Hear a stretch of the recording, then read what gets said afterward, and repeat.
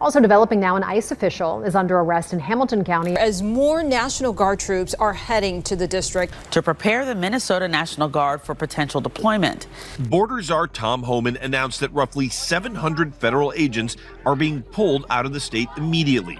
In a stunning turn of events, National Guard troops have taken drastic action, arresting ICE agents involved in controversial operations that have left communities shattered.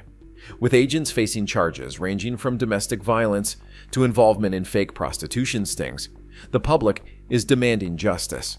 As the truth behind their misconduct unfolds, the call for reform grows louder. Samuel Saxon is a supervisor in Cincinnati's ICE field office. He's accused of attacking his longtime girlfriend and putting her in a chokehold. For that, he was charged with felonious assault, strangulation, and domestic violence. Samuel Saxon, an ICE agent, now faces charges for domestic violence, allegedly choking a woman so violently that she was left gasping for air. This isn't some isolated incident. Alexander Bach, another ICE agent, responded to a fake prostitution ad, fully aware he was engaging with a 17-year-old undercover agent. And don't think this is just a bad apple. These are just the latest examples of a deep-rooted culture within ICE that's gone unchecked for far too long. No! Oh, no, no, no, no, no! What are they doing? No! The public isn't going to sit back and let these agents slip through the cracks. From fake stings to abusive behavior, ICE has crossed the line time and time again. The outrage is palpable, and the demands for accountability are only getting louder. These aren't misunderstandings or accidents. They are deliberate actions by people entrusted with enormous power. The truth behind these agents' misconduct is shocking, and the real story is just beginning to unravel.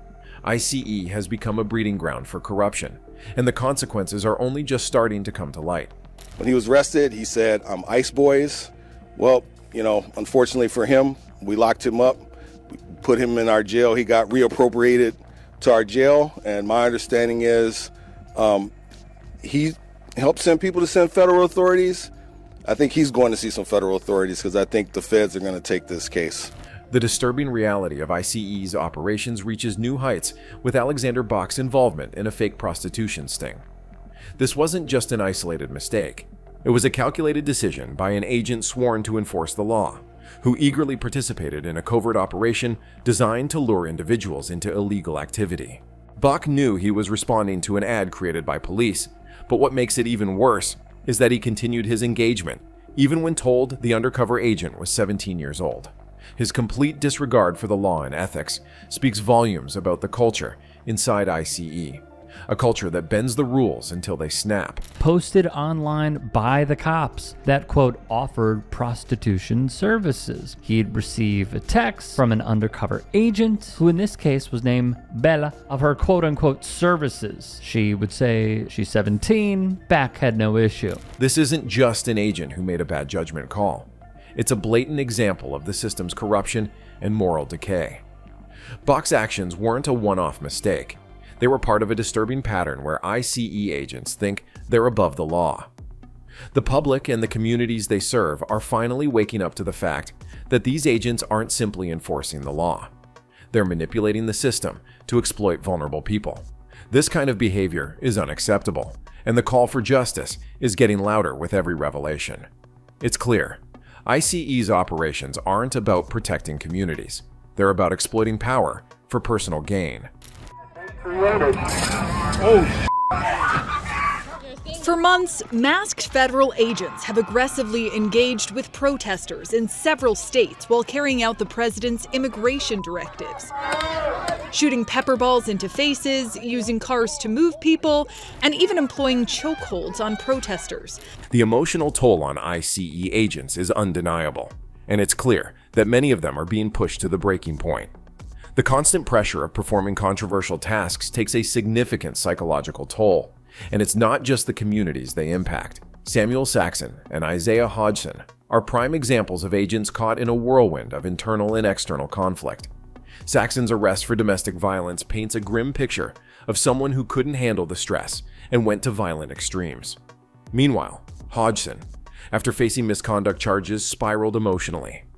His breakdown only further highlights how agents are left to struggle under immense pressure, with no support system.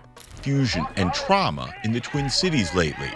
And experts say all the disruption can cause a mix of emotions in many Minnesotans. The lack of mental health resources for ICE agents is glaring. These officers are tasked with some of the most controversial and emotionally taxing duties, and when they make mistakes, they face not only legal consequences, but personal destruction. For Hodgson, the stress was too much to handle, leading to his tragic death from a drug overdose. This isn't just a crisis for law enforcement, it's a public health issue. The lack of support, coupled with the toxic culture within ICE, creates a perfect storm, and these agents are left alone to bear the consequences of their actions. As the public demands justice for their victims, it's time to ask, who's holding ICE accountable for the mental and emotional toll it inflicts on its own agents? Border Czar Tom Homan said 700 ICE and Border Patrol agents are immediately withdrawing from Minnesota after state and local officials agreed to turn over arrested immigrants. The remaining federal footprint will be about 2,000 agents, which Homan said he'd like to draw down even further. Federal agents, particularly those from ICE, are increasingly deployed in areas far from the border, creating significant tension within local communities. The arrival of ICE agents in Minneapolis, a city hundreds of miles away from the border, is the perfect example of federal overreach at its worst. These agents aren't just enforcing immigration laws. They're imposing a militarized presence in places where their mission often doesn't align with the needs or desires of the local population. The use of heavy-handed tactics in these non-border regions only serves to escalate tensions, and local law enforcement is often left powerless to intervene. This creates a rift between state authorities and federal agents, leaving local communities vulnerable to enforcement that feels more like an invasion than protection. Governor Tim Walz is preparing the National Guard for deployment after an ICE officer shot and killed a woman in South Minneapolis yesterday. The National Guard's involvement in the protests against ICE actions further amplifies the sense of division. With Governor Tim Walz's call for the state to take control of investigations, it's clear that the people of Minnesota are rejecting federal overreach and asserting their right to govern their own communities. The National Guard's presence, standing with local residents against ICE, is a powerful statement about the need for states to have the autonomy to decide how federal forces operate within their borders. This growing backlash against federal forces reflects the rising anger towards the overuse of military-style tactics, raising the question, why are federal agents policing local streets in the first place? Calling on ICE to leave Minnesota. Just say what you want about immigration policy needing to be reformed, but how it's being handled is not the right way. The tragic shooting of Alex Prey by Border Patrol agents serves as a chilling reminder of the risks involved when federal forces are deployed without clear accountability. Prey, a 37-year-old nurse, was simply trying to help a woman in distress, yet he ended up losing his life. Border Patrol agents claimed Prey approached them with a 9mm handgun, but the video evidence tells a different story. Prey was holding his phone, not a weapon. The agents, quick to justify their actions, made claims that Prey posed a threat. Yet the video shows no such indication.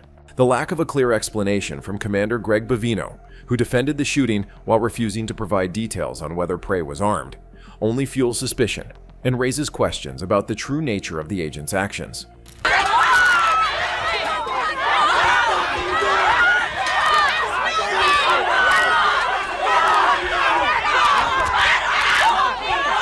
This incident isn't just a case of mistaken identity. It's another example of the excessive force being used by federal agents in situations where de-escalation should have been the priority.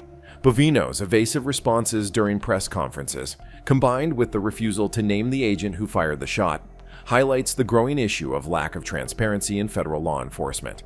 The justification for the shooting, based on claims of Prey being a threat, is flimsy at best, and the community is left with no answers. With no clear evidence supporting the agent's version of events, the situation only deepens the mistrust between the federal government and the public. This tragic incident exemplifies just how far federal agents have gone in asserting power without considering the human cost. We have to be able to put a stop to this. So in every way possible that we know how, we are trying to get this to... The absence of transparency in law enforcement actions, particularly when federal agents are involved in shootings, is a fundamental issue that needs to be addressed. In the case of Alex Prey's shooting, the Border Patrol agents involved were never named, despite Commander Greg Bovino praising their actions. This refusal to disclose critical information, including the identity of the officer who fired the shot, only raises suspicions of a cover-up. It's a clear sign that accountability is not the priority. Protecting agents and shielding them from scrutiny takes precedence.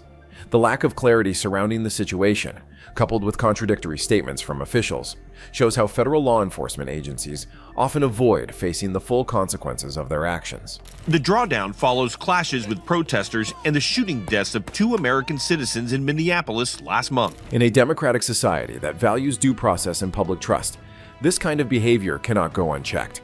The public's right to know who is responsible for the death of a U.S. citizen should never be withheld.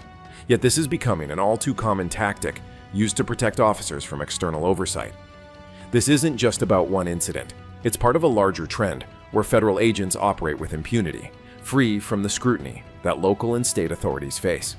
Without a commitment to full transparency in these high-stakes situations, we continue down a dangerous path where federal agents can act with unchecked power, leaving families without justice and communities feeling helpless. Shooting pain went through my head, neck, and wrists when I hit the ground face first and people leaned on my back. She cried for help as agents held her body a few feet above the ground. The deployment of federal agents in cities like Minneapolis is a dangerous trend of militarizing law enforcement, turning local communities into occupied zones. ICEC and Border Patrol are not just enforcing immigration laws. They are seen as tools of federal control, escalating fear and tension in places where they aren't needed. These agents, armed with military-style tactics, alienate residents and make them feel targeted and unsafe. I learned that maybe we can use a little bit of a softer touch, but you still have to be tough. These are criminals. We're dealing with really hard. Under Trump's administration, this overreach was framed as securing the border. But in reality, it was about political dominance over cities critical of the government. The death of Alex Prey and others has sparked fierce protests, with citizens fighting back against federal interference in their communities. Public backlash is growing as more incidents reveal the agents' unchecked power, and states like Minnesota are pushing for control over their own investigations. As protests intensify, it's clear that the federal tactics are backfiring, and reform is inevitable.